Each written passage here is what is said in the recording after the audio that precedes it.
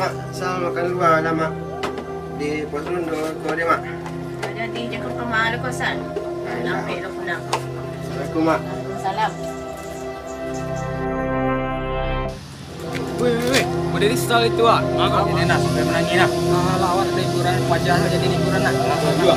Langsung boleh tapi nak. Woi, madok dong orang bertanya. Selamat dah. Makan itu dah. Coba kalian bayangan inyo hidup mau itu. Apanya nak dol.